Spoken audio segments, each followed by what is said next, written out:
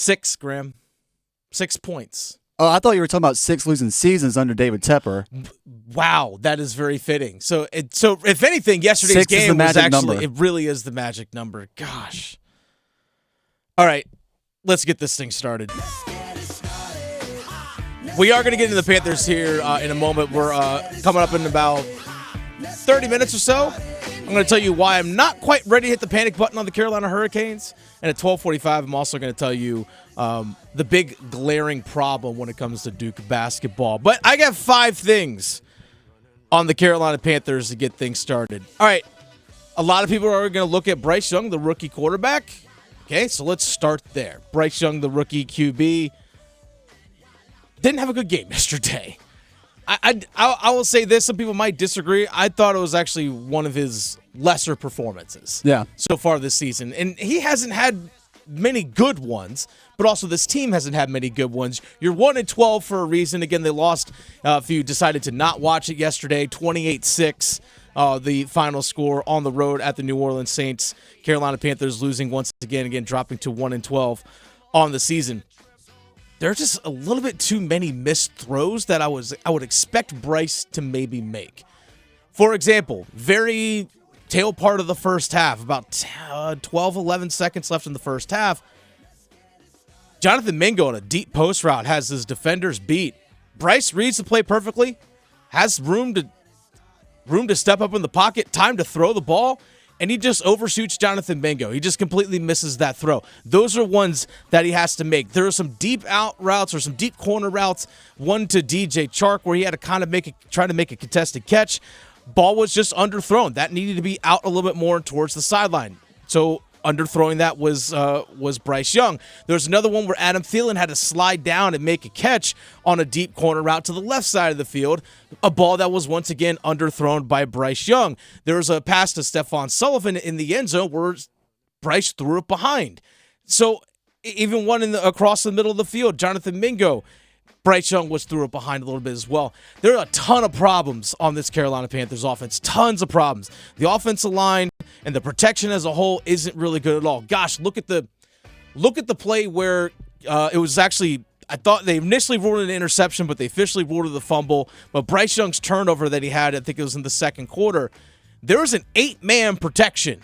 They had 8 guys protecting Bryce Young, and there was still a jailbreak. Yeah. 8 guys still, and there's still a jailbreak.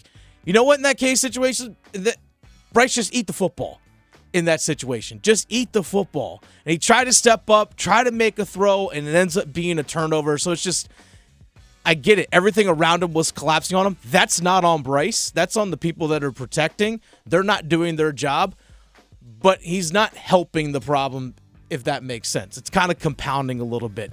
Bryce Young, speaking of the quarterback, by the way, Bryce Young was only 13 of 36 passing yesterday. 13 of 36. 3 complete passes in the first half. Not good. Bryce, why the team can never get the passing game going? Again, lack of execution, especially for myself. Missed a lot of things. I thought we played well on the perimeter, played well up front, but I gotta continue to get better. I kind of disagree with him playing well up front, but he's going to say the right thing and not throw his teammates under the bus. So here's the thing with Bryce. He's always going to say the right thing. Always has. He's very well trained in that regard. But Chris Tabor, interim head coach.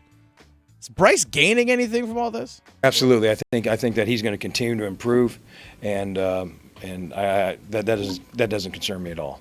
We ran the ball for 200 yards today. So I know you're going right there at the line. But we ran the ball for 200 yards. Somebody's blocking them. Okay, here's the thing. Both things can be true. You can have a really good performance in the run game as a team, but that doesn't mean your offensive line and their protection as pass blocking is good either. Like, both things can be true. And just because you had a great game running the ball overall doesn't mean you necessarily were blocking consistently on all levels, if that makes sense. Now, here's the thing. Bryce Young, like 40 of those yards were Bryce Young scrambling. Now, that's probably something he maybe needs to do a little bit more, is use his legs. And you know what? Things are kind of broken down. If you got room to run, just trust your legs and go, and just don't take any big hits. Just get down. We'll tell any quarterback to do that. But 40 of those yards were on Bryce Young scrambles. So you take that into consideration. Also, you had the 148-yard big run by Miles Sanders. It's like, okay, you did have the big chunk play, but all right, you ran consistently like 3, 4, 5 yards. Chuba Hubbard yesterday, 23 carries, 87 yards, just averaged 3.8 yards per carry. So again, Chris Tabor, both things can be true. You can still be bad at pass blocking and still have a decent game running the ball or a good game running the ball. Both things can be true. All right, so that's the first thing on the Panthers. Second thing is the limited playmaking ability on this team. We talked about that contested catch that Bryce Young kind of underthrew to the right sideline to DJ Chark. That you can't make a contested catch. Miles Sanders had his best play. Honestly, it was probably the best offensive play this season for the Carolina Panthers, that 48-yard run that Miles Sanders had. It's amazing when we can sit back and sit there and count on our hand the number of big plays that the Carolina Panthers have had this season. You had the Miles Sanders run. You had a 48-yard pass completion several weeks back to Hayden Hurst. I think it was the game against Chicago, that Thursday night game. And then you also had the long pass in the game against Seattle to DJ Chark, where it was 47 yards, ended up scoring a touchdown. Like, the fact that you could count these number of plays on one hand, and we're 13 games in, it's bad. Not good. Not good at all. By the way, Carolina, I will say this, was pretty aggressive with play calling. They were taking shots down the field early in the game, which, you know what? I don't mind it. You're one and whatever. Take shots downfield. I really don't mind it at all. Bryce Young talked about the aggressive play calling. We just want to be aggressive. It was kind of a reaction of, a little bit of how they're playing us too. And we want to be able to take what the defense gives. So, we always want to have an aggressive mindset. And, TB did a great job of dialing up some shots. We did a great job on the outside of winning, giving opportunities. And, I got to do a better job of executing them. Okay. So there it is. All right, third thing on the Carolina Panthers from their loss yesterday, 28-6 to the New Orleans Saints. The Carolina Panthers are everyone's get-right game. Absolutely. They're the get-right game for everyone else on their schedule. Because I thought going in, all right, Saints are, Derek Carr's banged up. He's got, rib stuff. He was just cleared of concussion protocol. Maybe you can find something, maybe. And Saints are like, hey, Let's get after it, boys. Let's go. Saints came into the game with one of the worst pass rushes in the entire NFL. One of the worst. So there's a stat. Obviously, we know what sacks are in the NFL, right?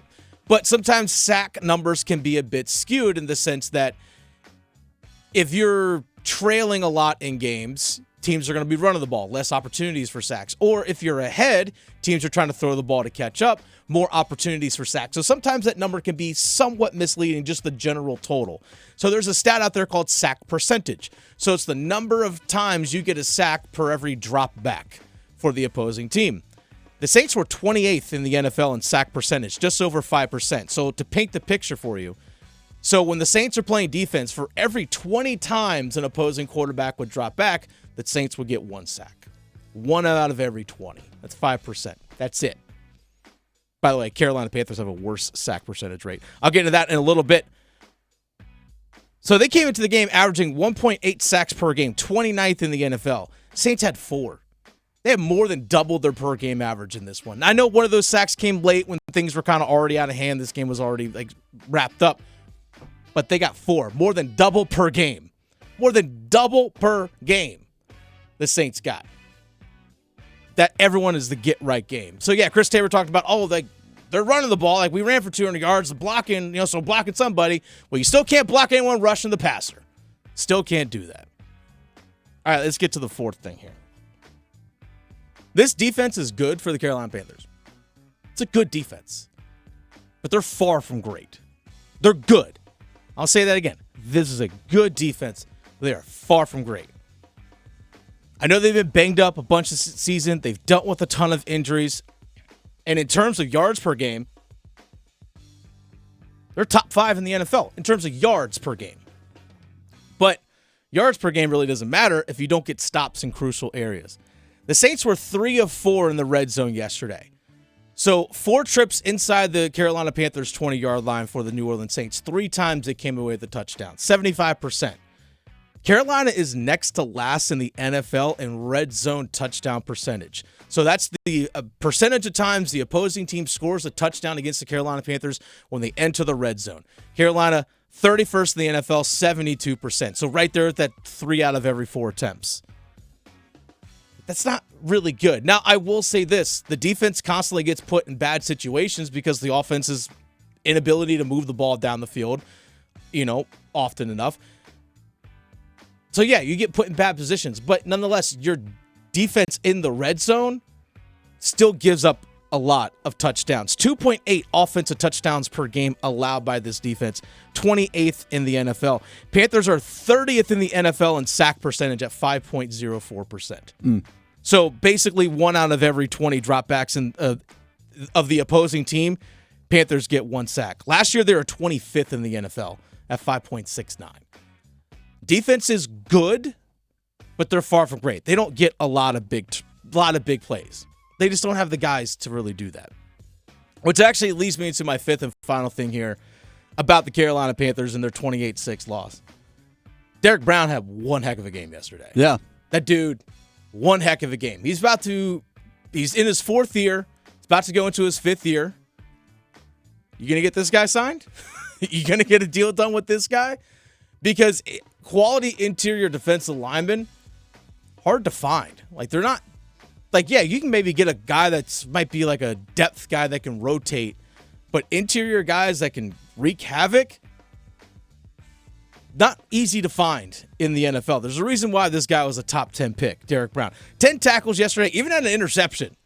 Yesterday, Derek Brown did. Just jumping up, realized he wasn't going to get to the quarterback or create any sort of havoc, just gets his hands up, knocks the ball down to himself, gets an INT. Now, the Panthers didn't do anything really with it, but nonetheless, still made one heck of a play.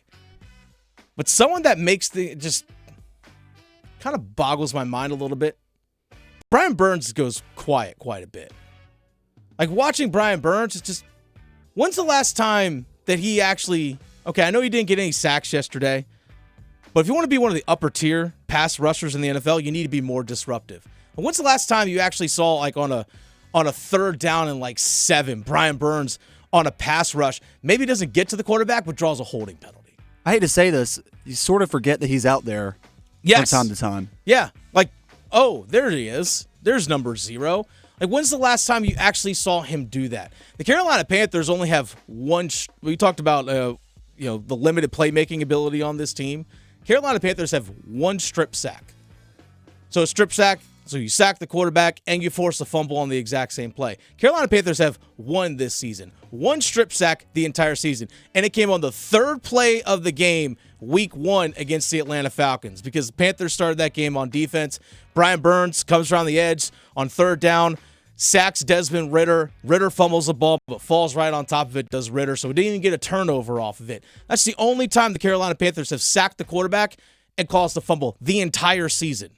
The entire season. And it was on the 3rd play of the game. I'm not saying that Brian Burns has to have like 16 of those over the course of the season, but you got to be more of a threat to do those things. You have to be more disruptive in the backfield. Even if you don't, like I said, even if you don't get to the quarterback, either you're drawing penalties against the offensive line or you're forcing the quarterback to flush out of the pocket so other guys can get sacks. People say, well, there's not really a whole lot around him. That was the healthiest the defense has really been all season since week 1. Chin is back, even though they don't really use him a whole lot. J.C. Horn was back. Von Bell, Xavier Woods, your Dante Jackson, your whole secondary is back. The only person you were really missing was Shaq Thompson. Yeah. That's really the only person you were missing was Shaq Thompson. I think Deshaun Williams was out too, but he hasn't done really much of anything this season either. So my point is that even if there are other guys around him aren't either available to play or aren't being as productive, he still needs to find ways to be disruptive as well. And he's not really doing that, because you would think with Derek Brown inside, okay, if you're going to chip and double team on Burns, well, that would free up Frankie Luvu to do more. Or maybe if Derek Brown's getting double teamed, if you're going to double team Burns as well, I don't know. It's just, he needs to be more disruptive of a player. And I think if he wants to be in terms of guys we talk about with, the Max Crosbys and the Bosas and the Watts and the Garretts, if he wants to be anywhere near that level, he has to be more disruptive as a player.